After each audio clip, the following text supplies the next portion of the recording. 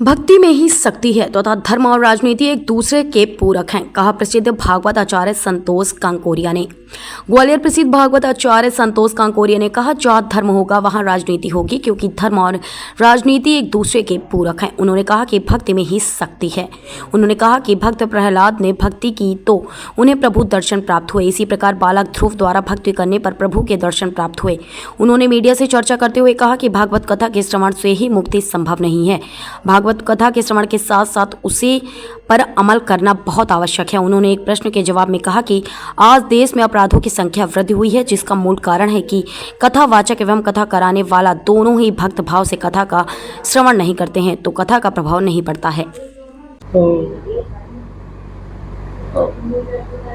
हमारे साथ हैं पंडित संतोष कांकोरिया, ज्योतिष विद्वान है, कथावाचक है और पुरोहित पांडित्य कर्म से जुड़े हुए हैं। जो कथा प्रवक्ता हैं उनका और जो कथा कराने वाले हैं उन दोनों का केवल एक लक्ष्य हो गया है, अपना नाम ऊपर बढ़ाने के निमित्त। यदि कथा करने वाले और कथा कराने वाले यदि भक्ति भाव से प्रेरित होकर के कथाओं का आयोजन करते हैं तो वो कथा प्रभावकारी होती है।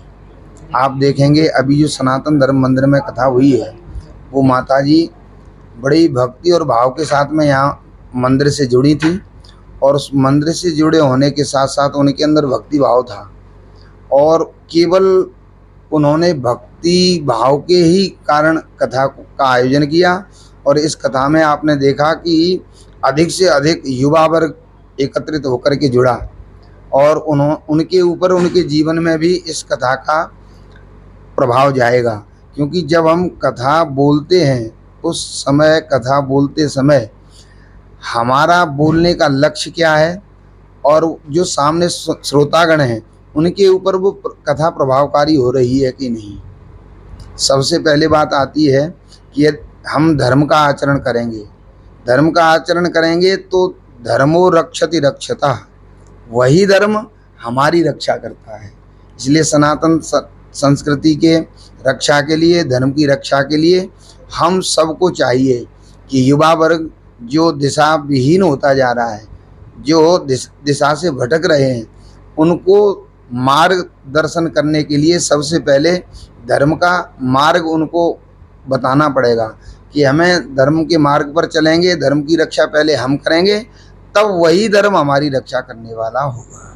जी, जैसा कि पंडित जी ने बताया कि अगर भाव हमारे अंदर है तो न सिर्फ कथा वक्ता, कथा श्रोता और जो कथा आयोजक है सभी पर उनका प्रभाव पड़ता है। लेकिन अगर सिर्फ हम दिखावे के लिए कथा कर रहे हैं कि हमने कितना बड़ा भंडारा कर दिया या कितना बड़ा पंडाल लगा दिया या कितने बड़े कथावाचक को, कितनी बड़ी सेलिब्रिटी को बुला लिया, अगर हमारा लक्ष्य सिर्फ वो है तो फिर वो प्रभाव देखने को नहीं मिलता। देखने में आ रहा है कि युवा पीढ़ी जो है आजकल पाश्चात्य संस्कृति की ओर बढ़ती चली जा रही है। तो ऐसे में जो हमारे सनातन संस्कृति के जो प्रवाचक हैं उनकी जिम्मेदारी अधिक बढ़ जाती है, तो इनको कैसे हम ज़्यादा से ज़्यादा जोड़ सकते हैं? ये बिल्कुल आपका सत्य कथन है। यदि सनातन के अनुयायी हमारे धर्म की और हमारी जो परंपराएं हैं उनका वास्तविक महत्व हमारे जो युवा पीढ़ी है उनको बताएंगे तो वो जरूर पाश्चात्य संस्कृति को छोड़कर हमारी ओर जुड़ेंगे। जैसे एक उदाहरण के लिए कल जो कथा चल रही थी उसमें नारद जी भगवान की दिनचर्या को देखने के लिए गए। यद्यपि द्वारिकाधीश सर्व संपत्ति से संयुक्त थे, समर्थ शक्ति थे, लेकिन फिर भी वह धर्म का आचरण इसलिए करते हैं कि हम जब धर्म का आचरण करेंगे तो वो जो हमें अपना आदर्श मानते हैं उनके ऊपर प्रभाव पड़ेगा और वह भी इसको समझेंगे। यदि धर्म के रक्षा करने वाले अथवा धर्म का जो प्रचार करने वाले हैं हम लोग, यदि हम अपने धर्म के द्वारा युवा पीढ़ी को जब संदेश देंगे और उसका महत्व बतलाएंगे तो अवश्य ही वो पाश्चात्य संस्कृति की ओर से मुड़ करके और हमारी जो सनातन संस्कृति है उसको अपनाने में समर्थ होंगे। धर्म के नाम पर राजनीति नहीं होनी चाहिए, आप किस तरीके से सोचते हैं? देखिए, आप कोई भी पुराण उठा के देख लीजिए, कोई भी धर्मशास्त्र उठा के देख लीजिए, हमारा धर्म और राजनीति दोनों अलग हो ही नहीं सकते। कहीं से भी आप विचार कर लीजिए, हमारा धर्म और हमारी राजनीति एक दूसरे के पूरक हैं। जी। जब तक राजनीति में धर्म नहीं होगा तब तक वो राजनीति हम सबके लिए एक समान नहीं हो सकती, कहीं ना कहीं भेदभाव करने वाली हो सकती है। कुछ लोग कथाओं में भी आलोचना निकाल लेते हैं कि कपोल कल्पनाएं हैं, पाखंड है, और जैसे कि पहले दिन कथा में बात आती है कि श्रवण मात्र से मोक्ष की प्राप्ति हो जाती है, तो लोग उस विचारधारा के लोग ये भी कहते हैं कि भाई क्या ये संभव है, जब कर्म की प्रधानता है तो श्रवण मात्र से मोक्ष कैसे मिल जाएगा? हाँ, ये केवल उनको सुनने के बाद अनुभव नहीं किया है।